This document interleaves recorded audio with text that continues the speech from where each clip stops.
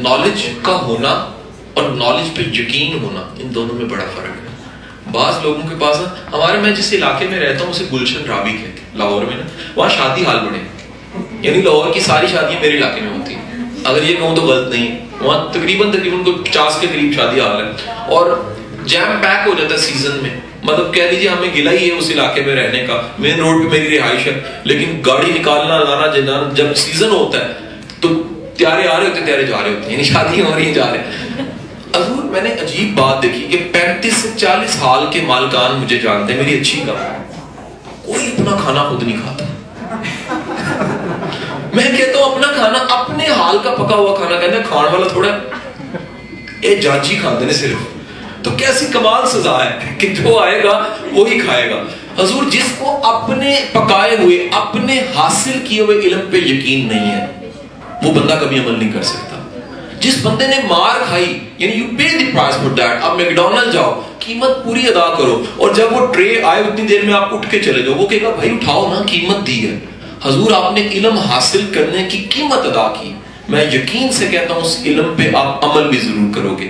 لیکن جس کو بائی دی وے لے لیا، ہمارے ہاں نا انٹلیکچوئل محافل میں بڑی ڈیبیٹس ہیں، just chit for chat, 7 habits ہیں، بڑی باتیں کرنے کی حد تک ہے. اس کے بغیر انسپائریشن نہیں نہ آتی، نہیں پتہ لگتا نا میرا قد کتنا اونچا ہے جب تک کسی بڑی بات کو نہ کروں.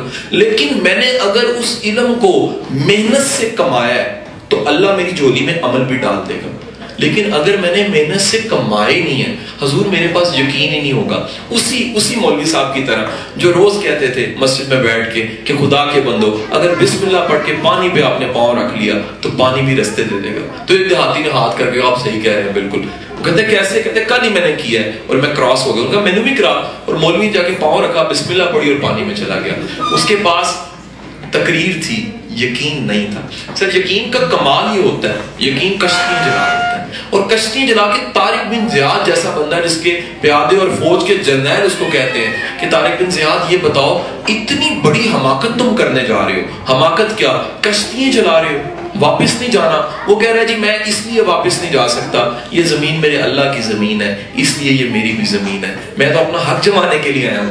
علم پہ یقین آپ میں ایک جذبہ پیدا کر دیتا ہے. علم پہ یقین قربانی کے لیے تیار کر دیتا ہے. علم پہ یقین آپ کو پرائز پے کرنے کی طرف لے کے جاتا ہے. علم پہ یقین آپ کو محنتی انسان بنا دیتا ہے. علم پہ یقین آپ کو بتاتا ہے کہ میں نے عمل نہ کیا تو گھاٹے کا سودا ہے، پھر میرا گھاٹے. اور دنیا کا کوئی بندہ اپنا گھاٹے کا سودا برداشت نہیں کر سکتا.